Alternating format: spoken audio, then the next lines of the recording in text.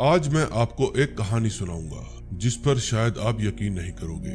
ये भी पहले हमारे ही जैसे एक आम इंसान हुआ करता था और फिर एक दिन, चलो आपको ये कहानी शुरू से सुनाता। कान ये एक चंचल स्वभाव का थोड़ा इमोशनल टाइप का लड़का है। इसके अब्बा और इसके दोस्त मेमो के अलावा इसका इस दुनिया में कोई नहीं है। मोहल्ले में भी सब लोग इसको प्यार करते हैं। इन दोनों का सपना मार्केट के बीच एक शॉप ओपन करने का है जिसमें हर तरह का एंटिक सामान मिलता हो, लेकिन इस काम के लिए इनको चाहिए थे पैसे।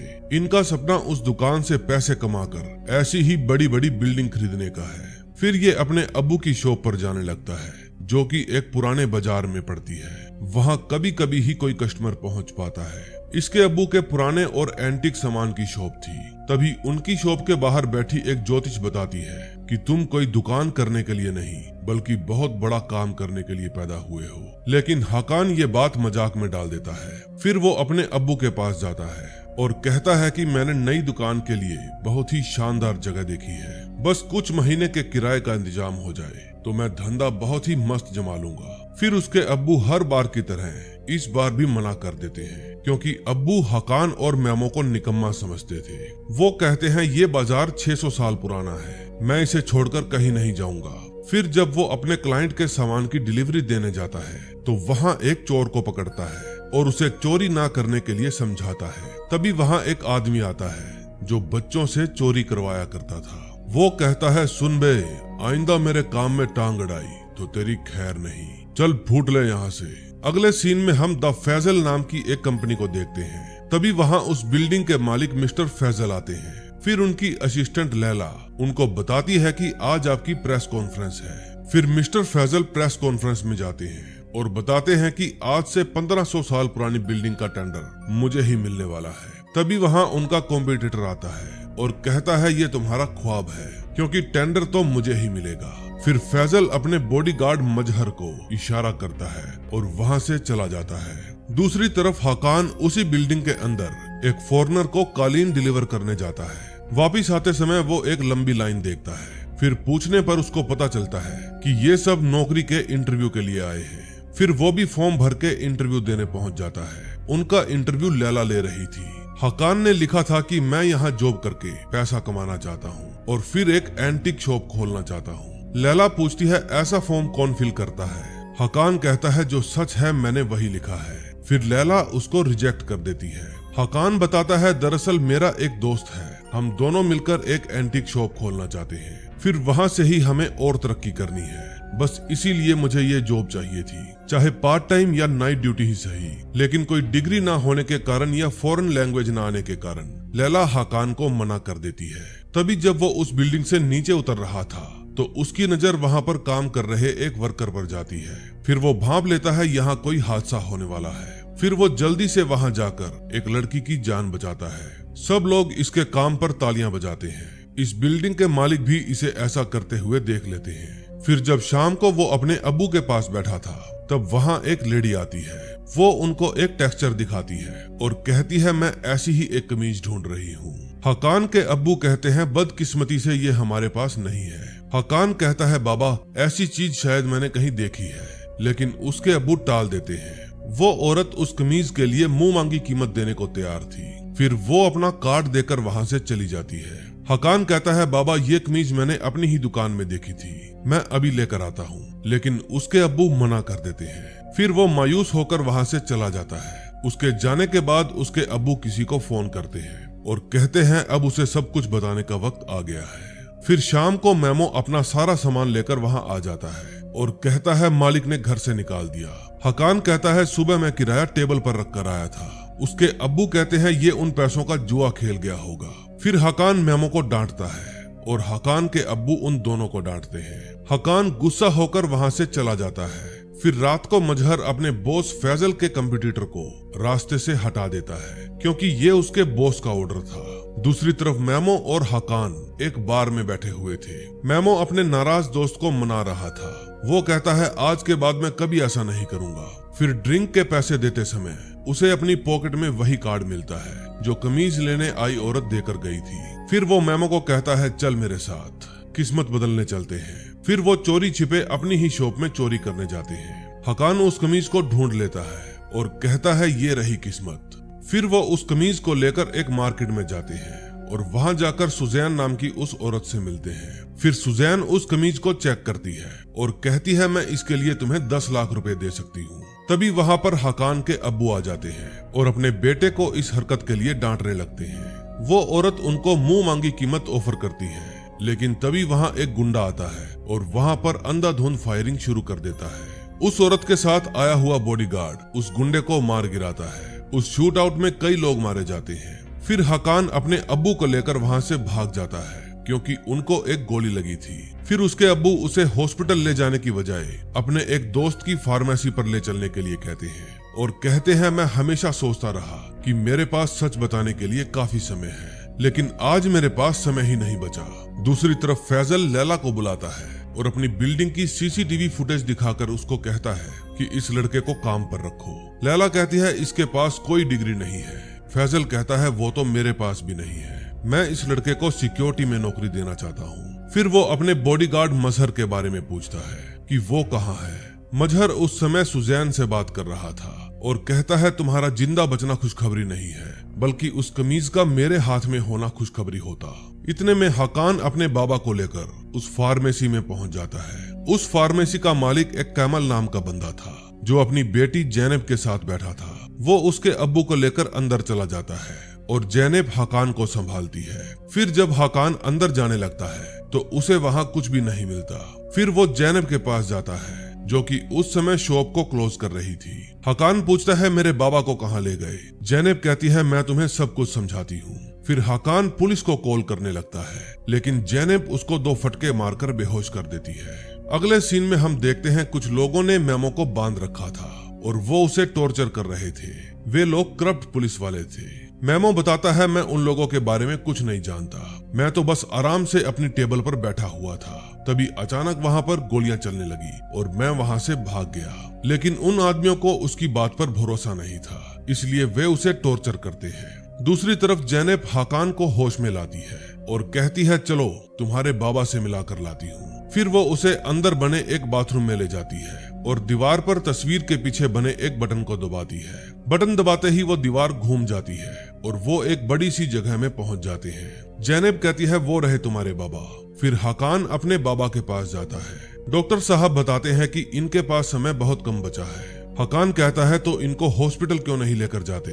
हकान के अब्बू कहते हैं बेटा तुम इनके साथ महफूज रहोगे, तुम्हारे कई सवाल होंगे, ये तुम्हें हर सवाल का जवाब देंगे। तुम बहुत ताकतवर हो और अपनी ताकत पर कभी शक मत करना, तुम्हारी ताकत ही तुम्हारी तकदीर है। ये कहकर उसके बाबा मर जाते हैं। अपने बाबा की मौत पर वो फूट फूट कर रोता है। अब कुछ घंटे बीत जाते हैं लेकिन उसका रोना बंद नहीं होता। दूसरी तरफ वो पुलिस वाले अभी भी मेमो को टॉर्चर कर रहे थे। पुलिस वाला पूछता है तेरे साथ कौन लोग थे। मेमो अब भी अपनी जबान नहीं खोलता। तभी डॉक्टर साहब हकान के लिए चाय लेकर आते हैं। हकान पूछता है कौन हो आप लोग। डॉक्टर साहब पूछते हैं बेटा वो कमीज कहाँ है। हकान कहता है मेरे बाबा मुझे छोड़कर चले गए और आप कमीज के बारे में पूछ रहे हैं। डॉक्टर साहब कहते हैं सब कुछ जानने के लिए तुम्हारे पास कमीज का होना जरूरी है। हकान कहता है वो महफूज जगह पर है। डॉक्टर कहता है बिल्कुल अपने बाप पर गया है। फिर वो बताता है बाबा मेरे असली बाप नहीं थे। डॉक्टर कहते हैं जानता हूँ। वो बताते हैं तुम प्रोटेक्टर हो और हम दोनों तुम्हारे वफादार खादिम हैं। फिर वो उनको कमीज दे देता है और कहता है हमें यहाँ से जाने दो। डॉक्टर साहब कहते हैं ये तुम्हारी तकदीर है, तुम्हारे बाबा भी वफादार खादिम थे, बिल्कुल हमारी तरह। जैनब बताती है तुम एक प्रोटेक्टर हो, तुम्हारा फर्ज है इमोर्टल को रोकना। ये सब अजीब सी बकवास सुनकर हकान का दिमाग खराब हो रहा था। फिर डॉक्टर साहब कहते हैं एक बार ये कमीज पहन लो, फिर खुद देख लेना हम क्या कहना चाहते हैं। फिर हकान वो कमीज पहन लेता है और कहता है लो पहन ली, क्या मैं अब गायब हो गया। तभी देखते ही देखते वो कमीज हकान के शरीर के अंदर समा जाती है और उसकी छाती पर एक निशान बन जाता है। ये सब देखकर जैनब चौंक जाती है। फिर वो अपनी गन निकालती है और हकान के ऊपर तान देती है। गन देकर हकान की फट जाती है। तभी गोली चलती है और हकान के माथे से टकराकर पिचक जाती है। फिर डॉक्टर साहब वो गोली उठाते हैं और कहते हैं अब तुम जो चाहे पूछ सकते हो। सेकंड एपिसोड की शुरुआत एक फ्लैशबैक से होती है जिसमें हमें यह बताया जाता है कि महमद सेकंड के समय इस्तांबुल में 7 इमोर्टल आ गए थे। पता नहीं वो कहां से आ गए थे, लेकिन जब से आए वहां सैलाब, सूखा और भूचाल आने लगे। उनका बस एक ही मकसद था, इस्तांबुल को तबाह करना। फिर एक रात महमद को ख्वाब में 3 चीज दिखाई दी। एक थी करामाती अंगूठी जो किसी भी इमोटल के छूने से चमकने लगती है। दूसरा था एक अनोखा खंजर जिससे इमोटल को मारा जा सकता था, और तीसरी थी एक कमीज जो एक ढाल का काम करती है। इन तीनों की हेल्प से ही इमोटल को मारा जा सकता था। फिर महमद ने अपने कारीगरों से उन चीजों का निर्माण करवाया। कमीज पर ऐसे निशान बनाए गए जिनसे वो एक ढाल बन गई। फिर महमद ने प्रोटेक्टर को उसकी साफ नीयत और साफ दिल के कारण चुना। अब हकान ही लास्ट प्रोटेक्टर है। अब कहानी प्रेजेंट में आती है, जब हकान को पता चलता है कि कमीज पहनने के बाद अब कोई भी उसका कुछ नहीं बिगाड़ सकता, तो उसका जी घबराने लगता है। फिर जैनब वहां आती है और कहती है ये तो शुरुआत है, अभी आगे आगे देखना होता है क्या। फिर हकान कहता है मुझे अपने दोस्त का पता लगाने जाना है। डॉक्टर साहब कहते हैं तुम फिक्र मत करो, उसका पता हम लगा लेंगे। जरूर कोई इमोटल है जो तुम्हारी कमीज के पीछे पड़ा है, हम तुम्हारी जान को खतरे में नहीं डाल सकते। हकान कहता है इमोटल, प्रोटेक्टर, मुहाफिज, ये सब क्या बकवास चल रही है। जैनब समझाती है कि गोली तुम्हारे माथे से टकराकर नीचे गिर गई और तुम बच्चों जैसे रो रहे हो। हकान अपने पिता की मौत के कारण दुखी था, वो उनकी मौत को भूल ही नहीं पा रहा था। दूसरी तरफ वो पुलिस वाले जो कि करप्ट थे, मेमो को मार मार कर अधमरा कर देते हैं, लेकिन मेमो भी यारों का यार था। वो हकान और उसके घर के बारे में कुछ नहीं बताता। तभी वहां पर उनका एक आदमी आता है। वो कहता है उनके घर का पता चल गया है। फिर वो उसे उसके घर की तलाशी लेने भेजता है। तभी उस पुलिस वाले के पास मजहर का फोन आता है। वो मजहर को बताता है कि उसका दोस्त जुबान नहीं खोल रहा। मजहर कहता है नहीं खोल रहा तो खुलवाओ। दूसरी तरफ हकान अब भी अपने बाबा को याद करके रो रहा था। वो कहता है कि मैंने आपका बहुत दिल दुखाया है। फिर जैनब अपने अब्बू को कहती है हमने सोचा प्रोटेक्टर कोई शक्तिशाली आदमी होगा, लेकिन ये तो कोई रोंदड़ू निकला। डॉक्टर कहता है बाप मर गया है इसका, अगर इसकी जगह तुम होती तो। जैनब कहती है इससे मुझे कोई फर्क नहीं पड़ता, इमोटल को खत्म करना इसके बस की बात नहीं है, ये अनट्रेंड है। फिर डॉक्टर कहते हैं इसको ट्रेंड करो, इस्तांबुल की तकदीर इसके हाथों में है। इससे पहले कि इमोटल हरकत में आए और पूरे शहर में मौत का खेल खेले, तुम हकान को तैयार करो। हकान का तो अभी भी रो रो कर बुरा हाल हुआ पड़ा था। फिर वो कहता है मैं आपको बचा नहीं पाया, प्लीज मुझे माफ कर दीजिए, अब मुझे मेमो को ढूंढना होगा। दूसरी तरफ लैला और फैजल शतरंज खेल रहे थे। फैजल पूछता है आजकल मजहर दिखाई नहीं देता। लैला कहती है मुझे लगता है वो आपके भरोसे का नाजायज फायदा उठा रहे हैं, वो आपके साथ काम करने के लायक नहीं है। फिर अगले दिन सुबह जब जैनब हकान के लिए चाय लेकर आती है तो वो देखती है वो वहां से भाग गया है। हकान जब अपने मोहल्ले में पहुंचता है तो देखता है एक पुलिस वाला उसके ही बारे में पूछताछ कर रहा है। फिर उस घर के ऊपर खड़ी आंटी उसे इशारा करके अपने पास बुलाती है। वो हकान से पूछती है कि कल से ना तो तुम दिखे और ना ही मेमो, कुछ लोग कुत्तों की तरह तुम्हें ढूंढ रहे हैं, आखिर तुम लोगों ने ऐसा क्या कर दिया। फिर हकान वहां से जाने लगता है। आंटी कहती है तुम चाहो तो यहाँ भी रुक सकते हो। दूसरी तरफ डॉक्टर साहब हॉस्पिटल में सुजैन से मिलने जाते हैं, लेकिन तभी वहां पर मजहर भी पहुंच जाता है। वो हॉस्पिटल का अलार्म ऑन कर देता है और फिर सूजन को मार देता है। जब डॉक्टर साहब सूजन के रूम में पहुंचते हैं तो देखते हैं वो मरी पड़ी है। इतने में हकान अपने घर पहुंच जाता है। घर जाकर वो मेमो को ढूंढता है, लेकिन वो घर पर नहीं था। फिर उसकी नजर टेबल पर रखी चाय पर जाती है और वो चाय को देखकर रोने लगता है, क्योंकि मेमो ने ये चाय कल अपने लिए बनाई थी और बेचारा उसे पी नहीं पाया। फिर वो अपने बाबा का एक बक्सा खोलता है जिसमें उसे एक गन और उसके बचपन का खिलौना मिलता है जो उसके बाबा उसके लिए लेकर आए थे।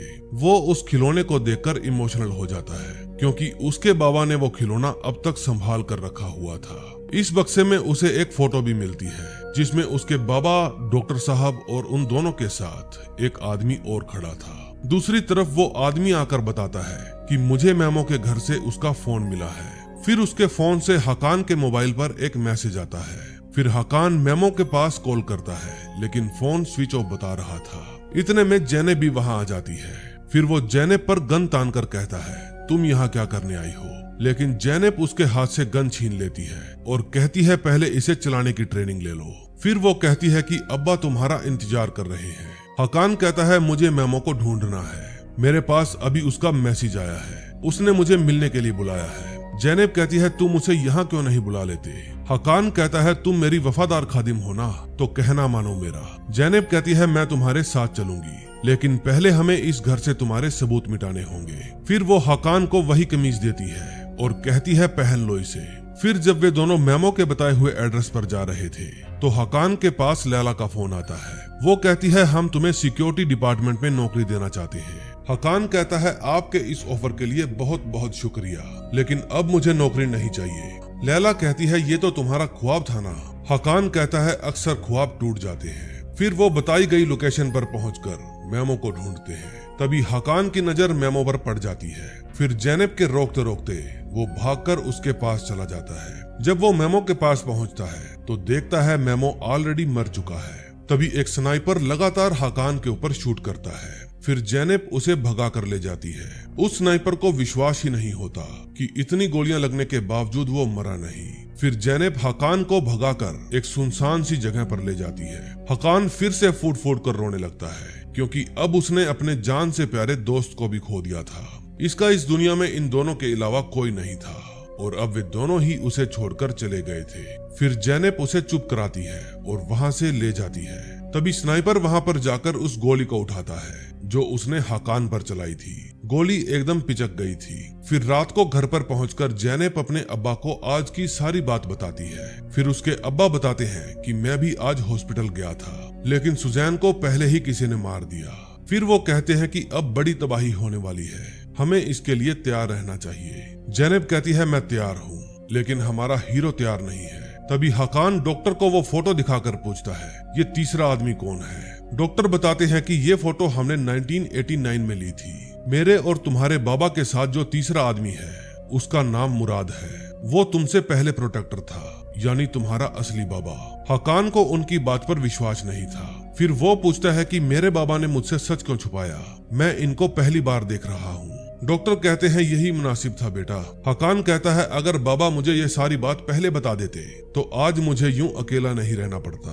डॉक्टर कहते हैं बेटा तुम अकेले नहीं हो, हम हैं तुम्हारे साथ। हकान पूछता है वो साला इमोर्टल जो भी है वो मुझे मिलेगा कहाँ। दूसरी तरफ वो स्नाइपर मजहर को बताता है कि मैंने उस पर 3 गोलियां चलाई और गोलियों का ये हाल हो गया। वो साला बुलेट प्रूफ है क्या?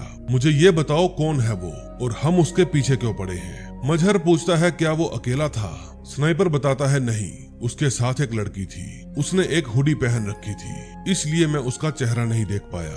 फिर वो दोबारा गोली दिखाकर पूछता है तुमने मुझको किसका सामना करने भेज दिया था? दूसरी तरफ डॉक्टर ने अब तक हकान को सब कुछ बता दिया था। हकान पूछता है क्या इमोर्टल को किसी ने भी नहीं देखा?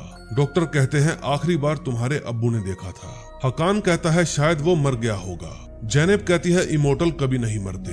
अब वो इमोर्टल है कौन, ये पता लगाने के लिए हमें रिंग की तलाश करनी होगी। डॉक्टर बताते हैं तुम्हारे माँ बाप की मौत के बाद हम सभी खादिमों ने वो सारी चीजें आपस में बांट ली ताकि पहेली को सुलझाना किसी एक के बस की बात न रह जाए। फिर हकान गुस्सा होकर कहता है जिन्होंने भी मेरे अपनों को छीना है वो चाहे जहाँ भी हो मैं उन्हें ढूंढ निकालूंगा और तड़पा तड़पा कर मारूंगा। अब मैं इस जंग के लिए तैयार हूँ।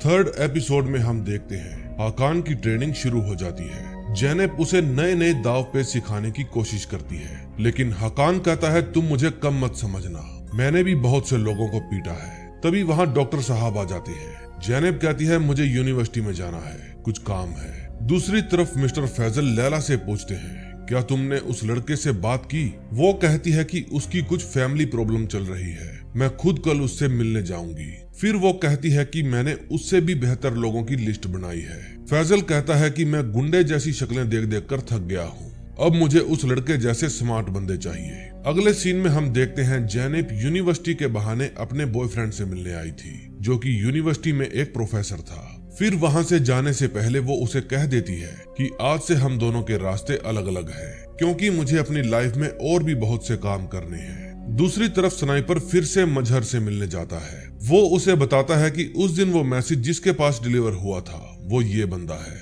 लेकिन मैं श्योर हूँ मैंने इस बंदे को गोली नहीं मारी थी, मैंने इसका घर अच्छे से चेक करवाया है, ये अकेला रहता था। मजहर कहता है कि इसका मतलब फिर से खाली हाथ लौट आए। देखो मैं दूसरा मौका देने वाली बकवास में विश्वास नहीं रखता, जल्दी से उस कमीज और लड़के को ढूंढो। उस समय डॉक्टर साहब हकान को शांत रहने की ट्रेनिंग दे रहे थे। ताकि वो कभी भी जोश में होश ना गवाए। फिर डॉक्टर साहब उसको अपनी ताकत पर यकीन करना सिखाते हैं और एक जलता हुआ कोयला उसके हाथ पर रख देते हैं। डॉक्टर साहब कहते हैं भूल जाओ तुम्हारे हाथ में क्या है, बस तुम ध्यान लगाओ। हकान पूछता है मेरे माँ बाप की जान किसने ली? डॉक्टर साहब बताते हैं उस आखिरी इमोर्टल ने ही तुम्हारे माँ बाप की जान ली थी। ये बात सुनकर जब हकान को गुस्सा आने लगता है तो उसका हाथ जलने लगता है। फिर डॉक्टर साहब कहते हैं जज्बातों को काबू में रखो और ध्यान लगाओ। फिर हकान का हाथ जलना बंद हो जाता है। फिर थोड़ी देर बाद वहाँ जैनेब आती है। हकान पूछता है तुमने इस दीवार पर क्या लगा रखा है? जैनेब बताती है कि ये सारी हरकतें लास्ट इमोर्टल की है। इससे पहले कि वो आतंक मचाए हमें उसे ढूंढना होगा। तभी वहाँ डॉक्टर साहब आते हैं और उनको बताते हैं कि शहर से बाहर एक बूढ़ी खादिम रहती है अपने बेटे के साथ। इससे पहले कि इमोर्टल उसे ढूंढकर अंगूठी हासिल कर ले, तुम लोग उसे ढूंढो। फिर जैनेब वहाँ जाने से पहले अपने खिलौने निकालती है। इतनी सारी गन्स देखकर हकान चौंक जाता है। फिर वो सभी गन्स छेड़ने लगता है, लेकिन जैनेब उसे कहती है ये गन्स मेरे लिए है क्योंकि तुम्हारे पास तुम्हारी कमीज है। दूसरी तरफ लैला हकान के घर का पता ढूंढ ढांड कर वहाँ पहुँच जाती है और घर का दरवाजा खटखटाती है। फिर पड़ोस वाली आंटी उससे पूछती है तुम्हें किससे मिलना है? लैला बताती है कि मैं हकान से मिलने आई हूँ। फिर उस आंटी की बेटी कहती है यहाँ कोई हकान नहीं रहता, तुम गलत पते पर आ गई हो। दूसरी तरफ डॉक्टर साहब हॉस्पिटल के सिक्योरिटी रूम में जाते हैं और गार्ड को कुछ पैसे देकर उस दिन की सीसीटीवी फुटेज निकालने को कहते हैं जिस दिन सुजैन मारी गई थी। तभी लैला जबरदस्ती उस आंटी के घर में घुस जाती है और कहती है कि मैं मिस्टर फैजल के लिए काम करती हूँ और वो आपके पड़ोसी हकान को नौकरी देना चाहते हैं। ये बात सुनकर आंटी इमोशनल हो जाती है और कहती है वो बहुत ही मेहनती बच्चा है। अभी तो मुझे नहीं पता वो कहाँ है, लेकिन जब भी यहाँ आया तो मैं तुम्हारा मैसेज दे दूंगी। अगले दिन मजहर मिस्टर फैजल के पास जाता है और कहता है कि मैंने सुना है आप नए लड़के को नौकरी दे रहे हैं। फिर मिस्टर फैजल कहते हैं तुम फिक्र मत करो, तुम्हारी जगह कोई नहीं ले पाएगा। फिर वो उसे बताते हैं कि तुम्हारी बदौलत मुझे वो कॉन्ट्रैक्ट मिल गया है, अब आया सोफिया हमारा हुआ। दूसरी तरफ हकान और जैनेब दोनों उस बूढ़ी खादिम के घर जा रहे थे जिसके पास जादुई रिंग थी। रास्ते में हकान जैनेब से सवाल पूछ पूछ कर उसका दिमाग खा रहा था। फिर उस बुढ़िया के घर के पास वे अपनी कार रोक देते हैं और उस घर के अंदर जाने लगते हैं। वो घर पूरी तरह से खंडर हो चुका था। हकान कहता है मुझे नहीं लगता इस घर में कोई होगा। फिर वे दोनों दरवाजा खोलकर अंदर चले जाते हैं। अंदर एक लड़का लेटा हुआ था जिसके पास एक गन थी। फिर जैनेब भी अपनी गन निकाल लेती है और धीरे धीरे उसके पास जाती है। फिर वो उसे गन पॉइंट पर लेकर पूछती है आयशे कहाँ है? तभी हकान उसकी गन छीन लेता है। वो लड़का कहता है मैं कैसे मान लूं तुम मेरी माँ को मारोगे नहीं। फिर हकान उसे विश्वास दिलाता है कि हम तुम्हारी अम्मी को चोट नहीं पहुंचाएंगे, हमें बस उनसे एक सवाल पूछना है। फिर वो उन दोनों को अपनी अम्मी के पास ले जाने लगता है और कहता है वो तुम्हारे किसी सवाल का जवाब नहीं देगी, उसने अपनी माँ को कैद कर रखा था। फिर वो जैनब से गन मांगता है लेकिन वो उसे धमकाकर कहती है दरवाजा खोल।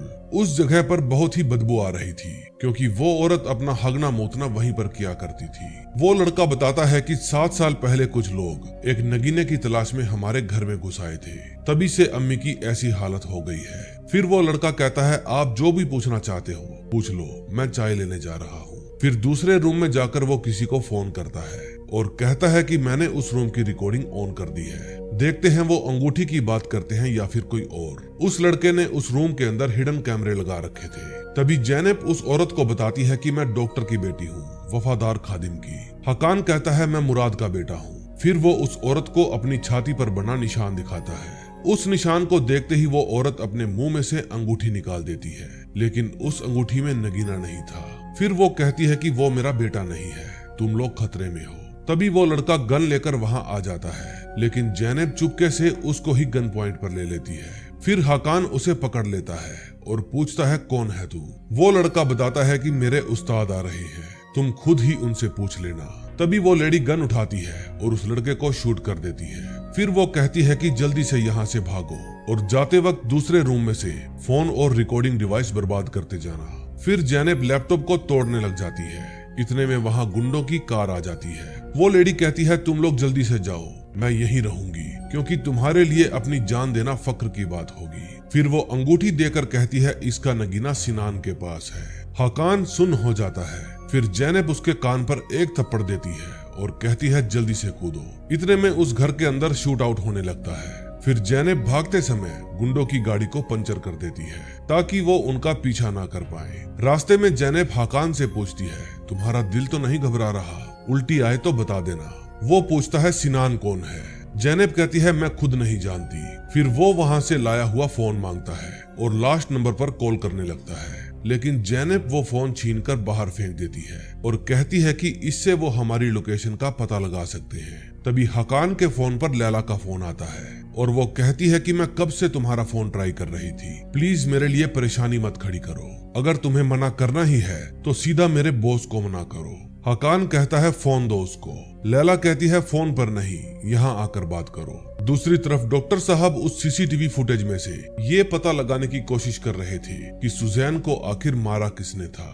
इतने में हकान लैला के पास पहुंच जाता है। लैला कहती है, आओ सर अभी आने वाले हैं। तभी वहां पर मजहर आ जाता है।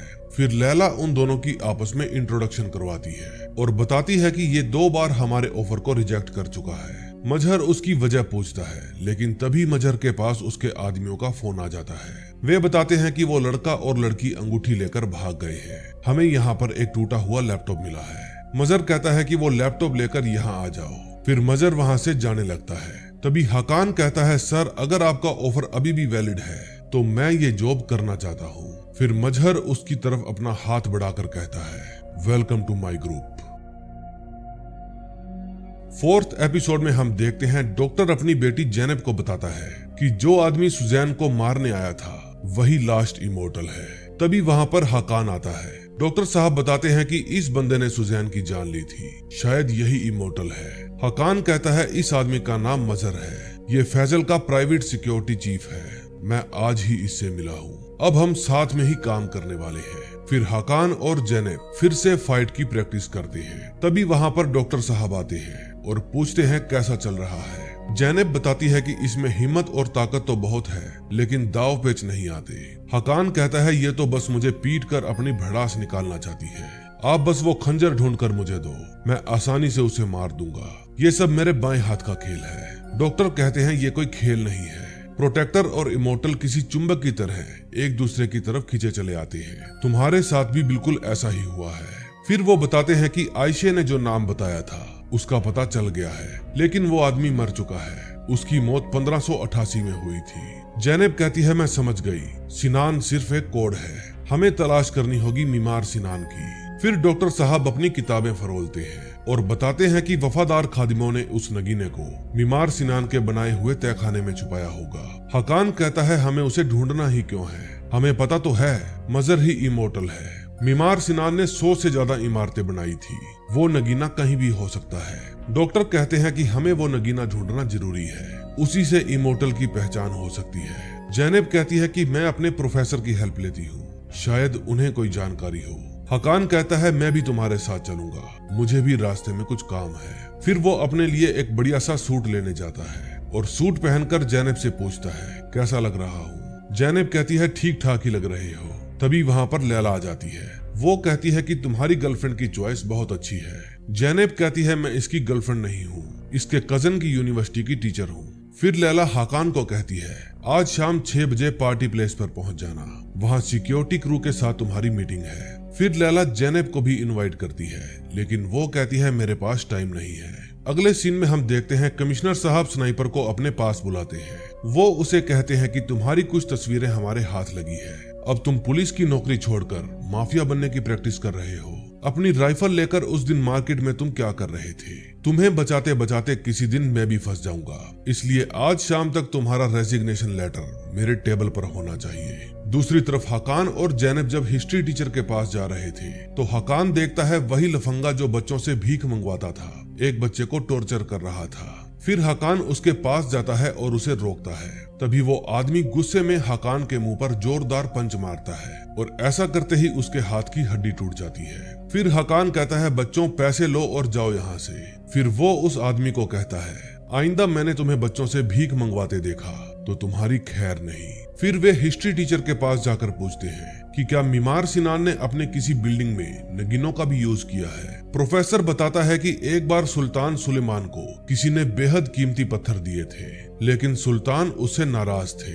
इसलिए उन्होंने उन पत्थरों को सिनान को कहकर गारे से किसी मीनार में चिनवा दिए थे। फिर हकान कहता है तो अब हमें यहाँ से चलना चाहिए। फिर प्रोफेसर जैनब को कहते हैं मुझे तुम्हारी स्टडी को लेकर तुमसे कुछ बात करनी है। फिर हकान नीचे चला जाता है। प्रोफेसर पूछते हैं कौन है ये लड़का। जैनब कहती है ये मेरा दोस्त है, क्या आपको जलन हो रही है? फिर प्रोफेसर कहते हैं छोड़ो इसे, अब हमारी अगली मुलाकात कब होगी? लेकिन जैनब बिना कोई जवाब दिए वहाँ से चली जाती है। अगले सीन में हम देखते हैं स्नाइपर मजहर के पास जाता है और कहता है भाई मैं अपनी नौकरी नहीं खोना चाहता, तुम्हारे एक फोन से मेरी नौकरी बच सकती है या फिर तुम उसे थोड़ा पैसा खिलाकर भी चुप करा सकते हो। मजहर कहता है मैंने तुम्हें कमीज लाने को कहा था लेकिन तुम नहीं ला पाए, मैं कुछ नहीं कर सकता। स्नाइपर कहता है अगर तुम हमारा साथ नहीं दोगे तो कोई तुम्हारा साथ नहीं देगा, मेरे जैसा वफादार बंदा तुम्हें कहीं नहीं मिलेगा। फिर मजहर बिना कुछ कहे वहाँ से चला जाता है। तभी हकान और जैनब वहाँ की सबसे बड़ी मस्जिद में जाते हैं और उसकी मीनार चेक करने का फैसला करते हैं। फिर जब वे मीनार के एंट्री गेट पर पहुँचते हैं तो वहाँ उन्हें एक गार्ड मिलता है, वो उन्हें अंदर जाने से मना कर देता है। फिर वे एक तरकीब निकालते हैं। जैनब उस गार्ड के पास जाती है और कहती है क्या आप मेरी फोटोज क्लिक करेंगे, मेरा मंगेतर रेस्टोरेंट गया है। गार्ड कहता है इंस्टाग्राम पर मेरे पूरे 1600 फॉलोवर्स हैं, मैं फोटोज खींचने में माहिर हूँ। फिर जब वो जैनब के साथ बाहर चला जाता है तो हकान उसके कैबिन में जाता है और मीनार की चाबी निकाल लेता है। फिर वो जैनब के पास जाता है और कहता है एक फोटो मेरी भी ले लीजिए। दूसरी तरफ लैला अपने बॉस के पास जाती है और बताती है कि छोटी तिजोरी से 1 लाख यूरो निकल गए हैं, मुझे शक है ये काम मजहर ने किया है। फैजल कहता है मैं जानता हूँ, शायद उसे कोई जरूरत होगी तभी निकाले होंगे। फिर फैजल लैला को एक तोहफा देता है। लैला उस बॉक्स को खोलकर देखती है, उसमें एक खूबसूरत सा लॉकेट था। दूसरी तरफ उन दोनों के हाथ कुछ नहीं लगता क्योंकि वहाँ पर कोई भी नगीना नहीं था। जैनब कहती है मुझे उस अंगूठी में कोई खास बात नजर नहीं आ रही। हकान कहता है चीजें हमारे आसपास ही हैं, बस हमें देखने का नजरिया बदलना होगा। तभी मजहर अपने स्नाइपर को 1 लाख यूरो देता है और कहता है कि इसे अपने चीफ को दे दो और हाँ इस बैग को भूल कर भी मत खोलना। दूसरी तरफ जैनब हिस्ट्री के कागजों को फरोल रही थी कि वो नगीना उसे कौन सी बिल्डिंग के कौन से मीनार में मिल सकता है, लेकिन उसके हाथ कोई भी महत्वपूर्ण जानकारी नहीं लगती। तभी उसके दिमाग की खिड़की खुलती है और वो अंदाजा लगाती है कि शायद वो नगीना मीमार सिनान के मकबरे में होगा। अब शाम को आया सोफिया के टेंडर मिलने की खुशी में पार्टी शुरू हो जाती है। फिर मजहर हकान के पास जाता है और कहता है तुम सिर्फ नजर रखो कौन क्या कर रहा है, लेकिन किसी को भी डिस्टर्ब मत करना। तभी हकान का मोबाइल बजता है। मजहर कहता है मोबाइल यूज मत करो, वो फोन उसके पास जैनब ने किया था। दूसरी तरफ वो स्नाइपर एक खाली बिल्डिंग के बाहर अपनी कार रोकता है। फिर उसके मन में लालच आ जाता है क्योंकि वो अपने चीफ को 1 लाख यूरो देना नहीं चाहता था। फिर वो जैसे ही वो सूटकेस खोलता है तो वहाँ पर बॉम्ब विस्फोट हो जाता है जिसमें वो मारा जाता है। फिर मजहर अपने बॉस के पास जाता है और पूछता है आपको इस नए लड़के में क्या नजर आया? फैजल कहता है वही जो कभी तुम में नजर आया था, तुम दोनों का हुनर एक जैसा है, इंतजार करो, वक्त आने पर सब कुछ पता चल जाएगा। हकान उस समय लैला से बातें कर रहा था। फिर बातें करते हुए वे एक दूसरे के थोड़ा करीब आ जाते हैं, शायद आग दोनों तरफ लगी हुई थी। फिर वो खुद को संभालता है क्योंकि पहले ही दिन वो अपनी नौकरी से निकाला नहीं जाना चाहता था। फिर लैला हकान को अपने बॉस से मिलवाने ले जाती है। हकान अपने बॉस को नौकरी देने के लिए शुक्रिया कहता है। मिस्टर फैजल कहते हैं नौकरी देने वाला मैं कौन होता हूँ, आपकी किस्मत आपको यहाँ खींच लाई। फिर हकान थैंक यू कहकर वहाँ से चला जाता है। फिर फैजल की नजर जैनब पर पड़ती है और वो पूछते हैं ये कौन है? लैला कहती है मैं अभी देखती हूँ। फिर लैला जैनब को कहती है आखिर तुम आ ही गई। वो कहती है मैं यहाँ हकान से मिलने आई हूँ, वो मेरा फोन नहीं उठा रहा था।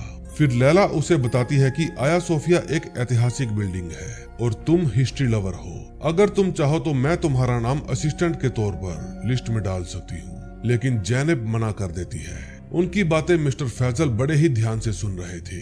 तभी वॉशरूम में एक आदमी हकान को कहता है नए भर्ती हुए लगते हो, मैं जर्नलिस्ट हूँ लेकिन बाकियों जैसा बिल्कुल नहीं हूँ, लोग मुझसे दूर रहना ही पसंद करते हैं, उम्मीद है तुम मुझसे उलझना नहीं चाहोगे, अपना ख्याल रखना। ये बात हकान को भी समझ में नहीं आती।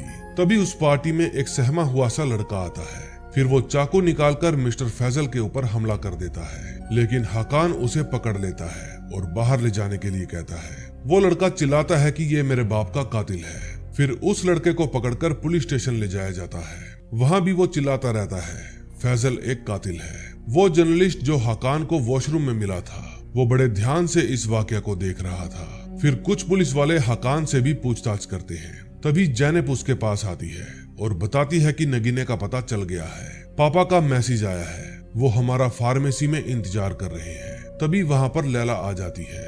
वो हकान को ड्रिंक के लिए इनवाइट करती है। फिर हकान जैनब को कहता है तुम जाओ, मैं थोड़ी देर में आता हूँ। फिर जैनब अपनी फार्मेसी में जाती है और अपने अब्बा को आवाज देती है, लेकिन वो वहाँ पर नहीं थे, बल्कि उनका चश्मा नीचे गिरा पड़ा था। फिर वो तहखाने में जाती है और देखती है कि उसके अब्बू को किसी ने बांधा हुआ था। फिर वो अपनी गन निकाल लेती है, लेकिन तभी एक लड़का उसके ऊपर हमला कर देता है। अब एक तरफ तो जैनब अपने अब्बू की जान बचाने के लिए लड़ रही थी, तो दूसरी तरफ हकान लैला के साथ मौज मस्ती कर रहा था। दोनों ही तरफ मुकाबला बराबरी का चल रहा था। फिर वो लड़का जैनब को करंट लगाकर बेहोश कर देता है। अब नेक्स्ट वीडियो में हम देखेंगे क्या हकान अपने फर्ज पर पूरा उतरता है और जिस लड़के ने जैनब और उसके अब्बू को बंदी बना लिया था, वो लड़का था कौन? फैजल का सिक्योरिटी चीफ मजहर क्या सच में इमोर्टल था? अगर हाँ तो वो हकान के साथ क्या करेगा?